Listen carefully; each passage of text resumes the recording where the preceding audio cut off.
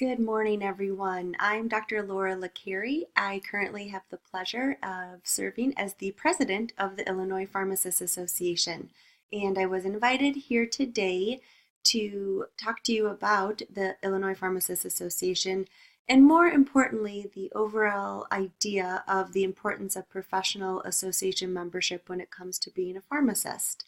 I really appreciate the invitation by Dr. Goliak and by Dean Schumack, and also Dr. Popovich, who is a very strong supporter and active member of the Illinois Pharmacists Association. I'm so sorry I can't be there with you in person, so I hope that my video message will substitute. And Jordan Ordonez, who is a graduate of UIC College of Pharmacy, is going to fill you in on a little bit of what the Student Activity Board is doing, and his experience as being a long member of the Illinois Pharmacists Association. He was actually also our summer intern when he was in school, so he holds a special place in my heart, and I'm really glad he could be there today. So I just wanted to go over the mission of IPHA in case you're not a member or not familiar. Of course, every state association has their own association. Sometimes there are two that are available. It can be in the state of Illinois, we have IPHA, and then we have ICHP, or the Illinois Council of Health Systems Pharmacists. So back in the 50s, we actually split into two separate groups so that hospitals felt represented and community pharmacies felt represented. We're actually kind of in the talks, and other states around us have combined state associations, and we're hoping to maybe be able to do that one day, and that's going to grow our numbers. But you can see our mission statement here on the screen. We really want to be an advocate for our profession, and with advocating for ourselves and improving the practice and the scope of practice that we can have, that affects the outcomes of our patients. So we're really trying to pass legislation on a regular basis that's going to open up our scope of practice and allow us to serve our patients better. So let's go over just quickly, before I move into a little bit more of the advocacy point of view of what our association does, is the benefits of membership. I could go on and on about all of the benefits of membership, but there's four I want to hit on today. Of course, professional networking. Now, I know that this isn't always everybody's cup of tea.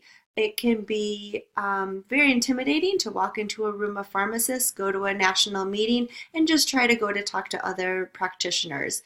With IPHA, we really offer small group networking at our state meeting, which happens once a year, usually in September or October, but we also offer local continuing education programs. Just last night we had one that was hosted by the North Suburban Pharmacists Association. We actually had Garth Reynolds, who's the executive director of IPHA, present on a cannabis update in regards to legislation. Now, I'm not sure if you're aware, but with the new governor installed recently, he actually has come out and said that he is a proponent of recreational marijuana being legalized in the state of Illinois. Right now, we have medical cannabis program, but we do not have recreational. That might actually pass this year. So we had a program last night. We had about 110 people, and I had everyone raise their hand if they had worked with a pharmacist in the room at one time. And I'd have to say about 75 to 80% of the people raised their hand. That's what a small world pharmacy is, and I'm sure you've heard that a lot. But the importance of networking is that you've built up a group of camaraderie, of friends, people who can support you, but also you never know who's going to be hiring or who can share some information with you that's going to be of benefit to you at your job. We also offer continuing education and training. We actually have 3 certification programs coming up. So we offer the APHA certification programs. We have immunization. People are still getting immunized. We have travel vaccine offering, which enhances, if your pharmacy dispenses travel vaccines, enhances your practice around dispensing those and the regulations. We have diabetes care coming up, and we have cardiovascular update coming up. So those are intensive programs. You usually do coursework ahead of time and then do the live program, which is one day, and you're certified in an advanced understanding of these disease states. I highly recommend, if you are a student and you want to take those proactively, we are open for that. Once you're graduated, those are a great way to get You get a discount if you're an IPHA member. So the discount that you get actually offsets your membership. And that's a great certification to put on your resume that makes it apparent to your employers that you may be interviewing with, look, I want to go a step ahead and I have these additional certifications. Political advocacy, I'm going to talk a little bit more about that. There are some states who do not push through any legislation from their state association. IPHA is very proud. We actually have our own House bills and Senate bills that we have created and are currently being heard in committees. So we're really excited that we put into action what we think is best for pharmacists. I'm sure you've heard a lot about provider status. Ohio just recently passed that in their states, pharmacists can be have provider status. Technically, in the state of Illinois, we do have provider status, but we don't have a scope of practice under that law. And then communication. Right now, I'm not sure if you're aware, but your previous dean, Dean Jerry Bauman, is on the Pharmaceutical Collaborative Task Force. And that is the task force that has been convened after the Chicago Tribune article came out in late 2016. Representative Mary Flowers had a very strong reaction to this article. It found that pharmacists were most of the time, but not all of the time, appropriately counseling on drug-drug interactions. As you probably all know, if you are a technician in a community pharmacy, that there is now mandatory counseling. That was one of the fallouts of this article. But it did bring to light a lot of issues around workplace conditions that pharmacists would like to see improved, such as having mandatory breaks, having more autonomy within the pharmacy. Of course, we know pharmacy is a business, so we're trying to take the clinical aspect of how we practice and our duty to serve our patients along with running a business. And the Pharmaceutical Collaborative Task Force, which has been going on for a little bit over a year, it also has Garth Reynolds, who is, as I mentioned, the executive director of IPHA. It has the executive director, Scott Myers, of ICHP, and it has a collaboration of about 8 other practitioners, long-term care, someone from UIC Health, someone that represents the unions for pharmacists. And we're taking all of these ideas and putting them together. How can we best improve working conditions for pharmacists? So I encourage you to actually Google that and take a look, because that is the outcome of that task force is going to affect your practice in some ways, and in other practices more than others. So with communication, we want to make sure that we are disseminating that information to our members so that you can stay best up to date on what's going on in your practice. So let's get a little bit more into political advocacy. So we do currently monitor state and federal legislation and regulations. So right now we're tracking, I believe, at least 50 bills that could potentially affect the practice of pharmacy. So right now we're focusing on oral contraceptive prescribing and consultation for pharmacists. So if you're in a community pharmacy and you have a patient come in and they do not have a prescription for oral contraceptives and they would like to get started on that therapy, you would actually be able to screen them yourself, write a prescription for the medication, and dispense the medication.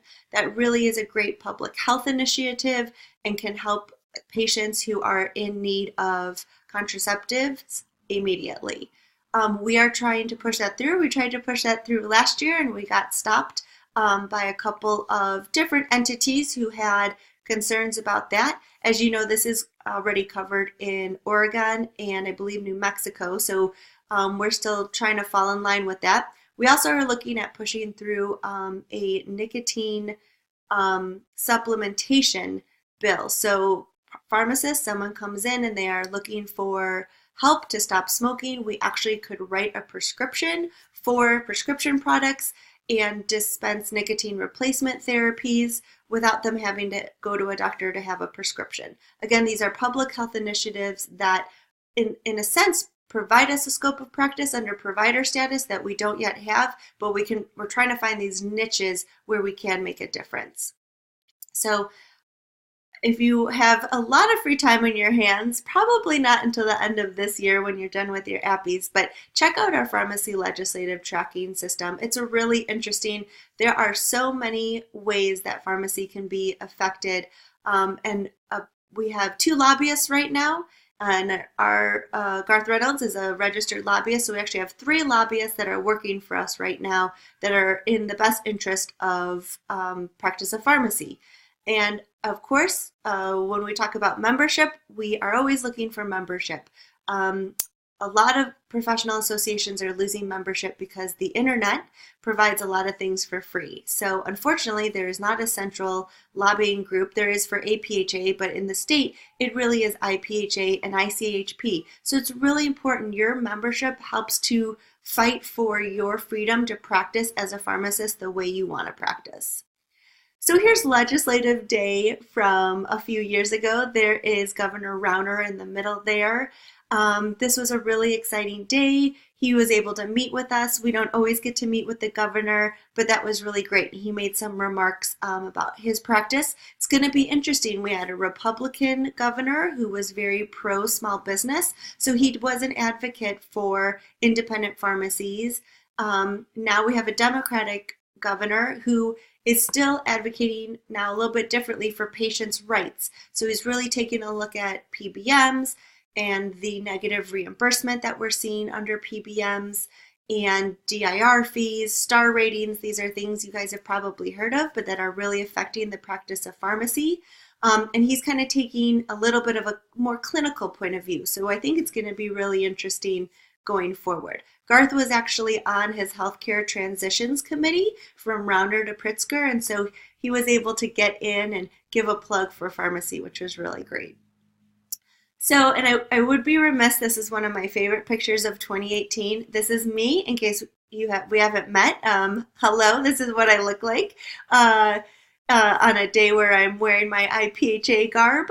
And this is Ann Williams. She is actually my representative in my district. And she does recognize me by face and first name, and that's really exciting because I have reached out to her and worked with her a lot. And so we were able to connect on Legislative Day last year, and I got my photo op. So this year, I'm going to let her know that we're coming down. You probably are aware because I know your pharmacy administrators are really pro Legislative Day, and that is great. And we have buses going from UIC, so it's on March 13th, a little under a month away. And I know it was switched, so hopefully we've been able to work out if some students will be able to get off of school and be able to go down on that Wednesday. I will be there. It'll be very fun. So Jordan's going to touch on this a little bit more, but this is our Student Affairs Committee. So this is a subcommittee under our new Practitioner Network Committee. You can see the goals and objectives here. We really, with all of the schools of pharmacy in Illinois, we really wanted to have a collaboration of students and hear from the students what IPHA can do best for them. I know you guys are very busy when you're in school and it can hard to even think about Legislative Day a month from now. I totally get that. But we really wanted to have a voice for the students, and we also wanted to make sure that you guys are the future of pharmacy. So how do you want the direction of this association to go? And we've wanted to offer a lot of events for, again, networking, political advocacy, and just to get more involved in any way that you want to. So Jordan is the co-chair of that committee, and he'll be able to answer a lot more questions about that if you're interested in just learning more or kind of taking a look at it as well. We really ask that you update your information. If you're an IPHA member under ASP, please visit the website and provide us with your personal email address. I promise you we won't spam you. We don't have enough, we don't have a big enough staff to be able to spam you with email all the time, but we want to make sure that we do keep in touch with you after graduation. A lot of people get licensed, professional association membership drops off their radar, and we want to be sure that we can reach out to you. Maybe we reach out to you at your school email address and that's now shut down or you don't check it anymore, and we want to be able to offer you membership if at a time you're like, oh yes, this is what I'm looking for right now. And you can follow us on our social media. We have all the platforms, which is really great. We actually have a SoundCloud. It says coming soon, but it's here. We have our own podcast called Farm Talk with a PH, and that comes out about once a month with Garth Reynolds and Ben Calcaterra, who is currently our Speaker of the House, and they talk about updates and legislative issues and kind of just what's going on in the pharmacy landscape. So here's our contact information. I really appreciate your time this morning. I'm so sorry I can't be there today, but hopefully we'll be able to come sometime during this year. I hope to see you at Legislative Day. If you would like to contact me, I don't have my information up on the screen, but Dr. Goliak would be able to present that information to you, and I would love to hear from you if you have any questions. I've been on the board of directors at IPHA for 8 years. I cannot believe that I have the pleasure of serving as the president right now. I'm only the 7th woman since 1880, which is really exciting, and I hope you can tell how much I love IPHA, and it's been such an important part of my life and provided so much professional satisfaction that I want everyone to feel the way that I feel. So I hope you take this information and consider joining. Thank you so much and have a great day. Good luck on your appies and congrats on being so close to graduation.